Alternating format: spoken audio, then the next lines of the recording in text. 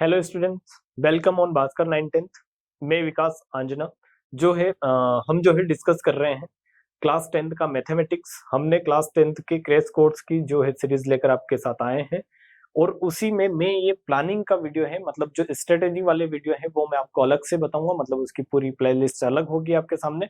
तो 2 से 3 video class 10th mathematics की स्ट्रेटेजी पर बेस्ड रहेंगे, जिसमें फर्स्ट वीडियो है कि आपके जो चैप्टर्स हैं क्लास 10th में, टोटल जो चैप्टर हैं वो कितने यूनिट में उनको डिवाइड किया गया है और कौन सा चैप्टर कितने नंबर का है। ठीक है, सो ये आपको ध्यान रखना है, क्योंकि पढ़ने से पहले, प्रिपरेशन स्टार्ट करने से पहले, वैसे तो अभी तो आपका कोर्स पूरा हो चुका होगा, बट फिर भी आप रिवीजन वगैरह जो एग्जाम के लिए जो प्रिपेयर कर रहे हैं वो स्टार्ट करने से पहले आपके सामने पूरी स्ट्रेटेजी होनी चाहिए कि कहाँ कौन से चैप्टर को कितना समय देना है, कौन से चैप्टर कितना पढ़ना है। ठीक है, और कौन से चैप्टर से कितने मार्क्स के क्वेश्चन पूछे जाएंगे ये आपको पता होना चाहिए। इसके बिना ही अगर आप पढ़ते हैं तो कोई मतलब नहीं है। सपोज करो कि रियल नंबर जो आपका 6 मार्क्स का आ रहा है और आप इसको 3-4 घंटे इसको ही लेकर बैठे हो तो कोई मतलब नहीं है। 6 मार्क्स, अगर 6 मार्क्स के लिए आप 4 आवर्स जो है रिविजन में दे रहे हैं। ठीक है, तो ये चीजें जो है मैं आपके सामने डिस्कस करूंगा कि कौन सा चैप्टर कितने नंबर का है, कितना इजी है, कौन सा टफ है, कौन सा ज्यादा टाइम देकर पढ़ना है। ठीक है, सो स्टार्ट करते हैं नंबर सिस्टम के साथ। नंबर सिस्टम जो है फर्स्ट यूनिट है, जिस यूनिट में एक ही टॉपिक है, ओनली रियल नंबर, जो 6 नंबर का आपका पूछा जाएगा एग्जाम में। मतलब 6 मार्क्स जो है वो ऐसे हैं कि आपने बचपन से जो मैथ्स पढ़ते आ रहे हो उसी पर बेस्ड है। इसमें अगर एक्स्ट्रा कुछ 10th क्लास में ऐड हुआ है तो वो ये है कि रेशनल इरेशनल, रेशनल इरेशनल आपने 9th में भी पढ़ा है, बट यहाँ पर उनको इरेशनल नंबर को इरेशनल प्रूफ करके बताने वाला जो पोर्शन है वो नया ऐड हुआ है, तो इसको आपको समझना है। बस मैंने जो बोला है वही समझना है आपको। इरेशनल नंबर को, जैसे √3, √4, इनको इरेशनल प्रूफ करना, जो ऐसे क्वेश्चन जो है वो आपको करने हैं, उन पर मेनली आपको फोकस करना है। ठीक है, देन एलसीएम एचसीएफ वाला पोर्शन है जो ज्यादा इंपॉर्टेंट नहीं है, वो आप कर लेंगे अगर बेसिक मैथ्स आपका अच्छा है तो। देन सेकेंड यूनिट जो है काफी इंपॉर्टेंट यूनिट है, क्योंकि आपको दिख रही होगी ये 20 मार्क्स की यूनिट है पूरी। सेकेंड यूनिट में 1 2 3 4 चैप्टर्स हैं आपके जो 20 मार्क्स के हैं। अगर पर चैप्टर इसको डिवाइड करें तो 5 मार्क्स आते हैं ऑन एन एवरेज, बट इसमें आप देखेंगे कि क्वाड्रेटिक इक्वेशन एक ऐसा टॉपिक है जो 9 मार्क्स का है। तो इस सेकेंड यूनिट का थर्ड जो टॉपिक है क्वाड्रेटिक इक्वेशन काफी इंपॉर्टेंट है, क्योंकि एक ही टॉपिक आपका कितना 9 मार्क्स आपको दे रहा है। ठीक है, तो इसको काफी फोकस करके पढ़ना है। तो ऐसा नहीं कि आप सेकेंड यूनिट में बस यहीं पर आ जाए और यही पढ़े। सेकेंड यूनिट पूरी इसलिए इंपॉर्टेंट है कि कहीं ना कहीं चीजें इंटरलिंक्ड है। आप पॉलिनोमियल पढ़ेंगे तो पॉलिनोमियल में आप क्वाड्रेटिक पॉलिनोमियल पढ़ेंगे। क्वाड्रेटिक पॉलिनोमियल ही अगर इक्वल टू का साइन लगाकर 0 रख दिया जाए तो क्वाड्रेटिक इक्वेशन में कन्वर्ट हो जाता है। तो कहीं ना कहीं दोनों चैप्टर एक जैसे ही, कुछ चीजें इस दोनों में अलग है काफी। वैसे पॉलिनोमियल और इक्वेशन में चीजें अलग होती हैं, बट कहीं ना कहीं आप 20% जो है पोर्शन इक्वल देखेंगे इनमें, मतलब इसमें जो पड़ा हुआ है वो यही आएगा।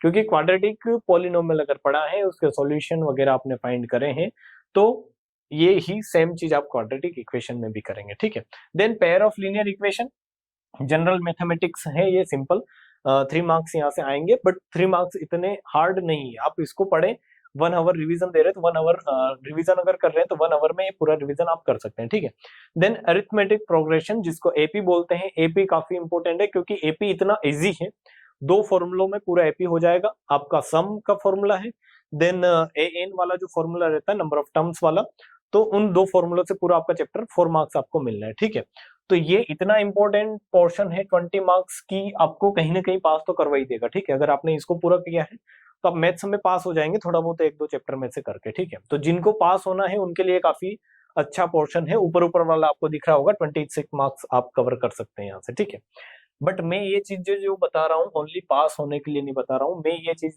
उन लोगों को बता रहा हूँ, उन लोगों के लिए है ये वीडियो जो 75 प्लस स्कोर करना चाहते हैं, क्योंकि स्ट्रेटेजी की जरूरत उनको ही पड़ती है। जो ओनली पास होना है वो तो रात को 1 घंटे पहले पढ़ेंगे, एग्जाम मतलब एग्जाम के पहले थोड़ा सा पढ़ेंगे 1 रात पहले और पास हो जाएंगे, तो कोई सेंस है नहीं उस बात का। ठीक है, तो देखो इधर यूनिट 3 है कोऑर्डिनेट ज्योमेट्री।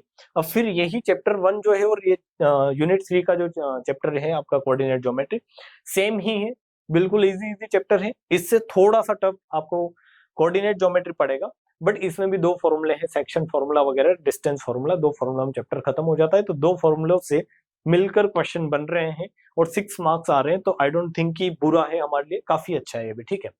देन ज्योमेट्री आता है। अभी तक जो भी सारा मैंने बताया काफी इंपॉर्टेंट ही बताया। आप बोलेंगे सारा ही इंपॉर्टेंट है तो फिर क्या ही बचा है, बट ऐसा नहीं है। आगे जाके कुछ चीजें जो है मैं बताऊंगा कि इस पर कम फोकस भी करें तो चलेगा, ठीक है। इधर देखो ज्योमेट्री में ट्राइंगल्स एंड सर्कल आ जाते हैं, ट्राइंगल्स एंड सर्कल, ठीक है। जिनको सिंपल पास होना है वो तो इन दोनों चैप्टर को देखे ही नहीं, क्योंकि वो इनसे होने नहीं है। जिनको ओनली पास होना है, क्योंकि इनमें अगर फंसे तो फिर इधर गए, ठीक है। और जिनको 75 प्लस स्कोर करना है उनके लिए मार्किंग काफी ज्यादा है। दो चैप्टर 9 एंड 6 दोनों सर्कल्स और ट्राइंगल जो है एक दूसरे से लिंक्ड ही है, क्योंकि आप इसमें सिमिलरिटीज वगैरह पढ़ेंगे जो 9th क्लास में आपने कॉन्ग्रुएंसी वगैरह पढ़ी है वो। एंड सर्कल, क्योंकि अगर अच्छे क्वेश्चंस बनने हैं जो 75 और 80 की रेंज में जो क्वेश्चन जो टॉपर्स करते हैं वो क्वेश्चन आप यहीं से देखेंगे। अच्छे अच्छे क्वेश्चन यहाँ से बनेंगे, कंफ्यूजिंग क्वेश्चन यहाँ से बनेंगे, ठीक है। तो इनको फोकस करके चले, इनको रिवीजन में एक्स्ट्रा टाइम दे, ये आप कर लेंगे, ये आप नहीं कर पाएंगे एग्जाम में। तो इसको फोकस, अगर आप 70 और 80 के बीच में मार्क्स स्कोर करना चाहते हैं तो इसको अच्छे से फोकस करके चले, क्योंकि ये काफी कंफ्यूजिंग इससे क्वेश्चन आपके एग्जाम में आपसे अभी तक पूछे भी गए होंगे और पूछे जाएंगे। अगर बोर्ड में आपने लोकल लेवल पर अभी जो भी पेपर आपने दिए उनसे अगर आपको इतने टफ क्वेश्चन नहीं लगे हों तो आप बोर्ड के पेपर देखें, उनको उठाकर देखें, आपको पता चलेगा कि एक्चुअल में ये टॉपिक है क्या, ठीक है। तो इनको ज्यादा टाइम देना है। टफ है, जितने भी टफ नहीं है बट टफ है तो आप इसमें टाइम बढ़ा दें ताकि वो इक्वल हो जाएगा, फिर आपको इजी लगने लगेगा। देन ट्रिगो तो अपने आप में जो है काफी स्कोरिंग रहता ही है, और मेरे हिसाब से तो इजी है, बट फिर भी बच्चों को इजी नहीं लगता है। बट देखिए एक ही टॉपिक है वैसे तो, यूनिट 5 में ट्रिगो में आपको इंट्रोडक्शन भी दे रखा है और उसके एप्लीकेशन भी दे रखे हैं, बट आई डोंट थिंक कि दोनों अलग अलग हैं। एक ही चीज है, अगर आपने इंट्रोडक्शन अच्छे से पढ़ा है तो आपका एप्लीकेशन हो जाना है। एप्लीकेशन में आपको क्या करना है, जो 30, 60 और 90 डिग्री वाले वैल्यूज हैं, मैक्सिमम साइन और टेन के ही आते हैं, ये याद कर लेंगे आप। और आपको डायग्राम बनाना वगैरह आता है, आपको एलिवेशन एंगल, डिप्रेशन एंगल्स का नॉलेज है, तो आप ये करके आ जाएंगे। मतलब ये 4 मार्क्स तो फ्री के हैं। मैं तो यही बोलता हूँ कि आपने अगर ये चीज अच्छे से पढ़ी है तो ये 4 मार्क्स आपके फ्री के हैं, आप अच्छे से कर लेंगे इसको, ठीक है। बट आता है ये इंट्रोडक्शन टू ट्रिगो, ठीक है। अब ट्रिगो आपको काफी अच्छे से पढ़ना है। ट्रिगो को आप जब भी पढ़ें अच्छे से पढ़ें, क्योंकि इस चैप्टर पर आपके 4 मार्क्स और डिपेंडेंट है। ये 8 मार्क्स तो ही है, 4 मार्क्स डायरेक्टली इस पर ही डिपेंड करते हैं वो, ठीक है। तो आप जब भी रिवीजन कर रहे हो इसको फोकस में रखकर इसके सारे फॉर्मूले, सारे रिलेशन जो भी इसमें गिवन है, एक एक क्वेश्चन को अच्छे से करना है। बिल्कुल भी ऐसा नहीं कि ये तो मैं कर लूंगा एग्जाम में जाकर, टेबल याद करनी है आपको, फॉर्मूले याद करने, बिल्कुल एकदम क्लियरिटी होनी चाहिए आपको, ठीक है। देन हम आते हैं यूनिट 6 पर। यूनिट 6 है मेंसुरेशन। तो देखो 10 मार्क्स का है। ये वो पोर्शन है जो आपने अभी तक पढ़ा है 9th क्लास तक, 8th क्लास में भी आपने पढ़ा है, 7th में भी पढ़ा है, 6th में भी पढ़ा है। सारे फॉर्मूलेज भी आपको पता होगा, area related to circle, then surface area and volume. But आप अब बड़े भी हो गए हैं तो क्वेश्चन भी उस हिसाब से यहाँ पर उनका जो है लेवल बढ़ गया है। बाकी कुछ नहीं, आप इतना सोच पाएंगे इसके अगर क्वेश्चन करेंगे तो आपको लगेगा एक बार करने के बाद कि काफी इजी क्वेश्चन है। सो आपको इनको क्या करना है, ज्यादा टाइम इतना भी नहीं देना है जितना आप ट्रिगो और इन पोर्शन को दे। ये चीज उनके लिए है जिनको पास होना है, उनको तो फिर इनको ही ज्यादा टाइम देना है, क्योंकि आप ट्रिगो तो कर नहीं पाएंगे अच्छे से, ना ही जो है ज्योमेट्री आप कर पाएंगे। तो अगर ओनली पास होना है तो फिर इस पोर्शन पे ज्यादा ध्यान देना है, क्योंकि इसके क्वेश्चन आए वो तो एटलीस्ट आप करके ही आए अच्छे से। बट 75 प्लस जिनको स्कोर करना है वो इनको कम टाइम दे, क्योंकि ये चीजें आपने सारी कर रखी है। Specific area related to circle ज्यादा कुछ क्वेश्चन भी नहीं है, एनसीईआरटी में भी नहीं गिवन है, और ना ही इतने अच्छे लेवल के यहाँ से क्वेश्चन बनने हैं। कॉन्सेप्ट तो आएंगे बट वही फॉर्मूला बेस्ड ही है सारे। इसमें 3 फॉर्मूलेज हैं, हम जब पढ़ेंगे तो मैं आपको बताऊंगा 2 से 3 फॉर्मूले यहाँ है, और यहाँ पर सारे 2D 3D के फॉर्मूले जो है वॉल्यूम और एरिया के, उनसे हो जाता है। जो आपने अभी तक पढ़ रखा है 9th क्लास तक आपने सारी चीजें पढ़ ली है। देन ये तो बिल्कुल इजी पोर्शन है। स्टैटिक्स पर आपको मीन, मोड और मीडियन पर ध्यान देना है, क्योंकि यहाँ से क्वेश्चन पूछा जाएगा। और प्रोबेबिलिटी इतना इजी गिवन है 10th क्लास में कि फ्री के नंबर बोल सकते हैं इनको, ये तो फ्री के हैं। और इन पर थोड़ा सा फोकस करना है, थोड़ा कम टाइम भी देंगे, 1 आवर का रिवीजन करेंगे तो इसमें दोनों ही आपके कंप्लीट हो जाना है, ठीक है। तो ये था आपका क्लास 10th मैथमेटिक्स का जो है आपका नंबर कहाँ से कितने नंबर, कौन सा चैप्टर इंपॉर्टेंट है, किसको किस तरीके से समय देना है और कितना पढ़ना है, पास होने वालों को कौन सा पोर्शन पढ़ना है तो मैं बता देता हूँ, क्योंकि बहुत सारे तो ऐसे ही होंगे जो जिनको ओनली पास ही होना है। तो ओनली पास होने वालों को उनको ये चाहिए कि हमें पास हो जाना है, बस हमें ज्यादा स्कोर करना नहीं है, हमें 70 मार्क्स का कोई लालच नहीं है, 40 नंबर लाने हैं, खुश है। तो देखो नंबर सिस्टम करना है आपको, देन आपको क्वाड्रेटिक अगर नहीं भी हो तो आप ये वाला पोर्शन तो कर ही ले एटलीस्ट। यूनिट 7 यूनिट 6 दो चीजें हो गई आपकी यहाँ से, 10 एंड 11 21 मार्क्स हो गए, 6 27 तक हो जाएंगे आपके यहाँ पर, और आप ये वाला पोर्शन कर ले तो आप पास हो जाएंगे बस।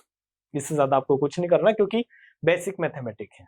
और इधर आएंगे तो फिर आप हायर थोड़ा मैथ्स की तरफ आएंगे, वैसे 10th क्लास इतना हायर नहीं है, बट फिर भी थोड़ा ज्यादा सोचना पड़ेगा, ठीक है। और जिनको 75 प्लस स्कोर करना है उनको मैंने बता दिया है कि कितना टाइम कौन से चैप्टर को देना है। आपके लिए सब कुछ इंपॉर्टेंट है, बट आपके लिए जो कम इंपॉर्टेंट है वो ये है कि आपने ऑलरेडी जो 9th क्लास तक पढ़ रखा है, जिसको आप कम टाइम देकर भी रिवाइज कर सकते हैं, क्योंकि ये चीजें आप कर लेंगे। आप 75 प्लस अगर स्कोर टारगेट कर रहे हैं तो ये आपके लिए इजी है, आपको इन पर फोकस करना है, क्योंकि आपको अगर कोई क्वेश्चन कंफ्यूज करेगा तो वो यहीं से करेगा, ठीक है। सो ये सारा था स्ट्रेटेजी जो हम डिस्कस कर रहे हैं उसके बारे में। नेक्स्ट वीडियो में मैं कुछ और भी चीजें आपको बताऊंगा, तो आप तब तक जो है अपनी पढ़ाई कंटिन्यू रखें।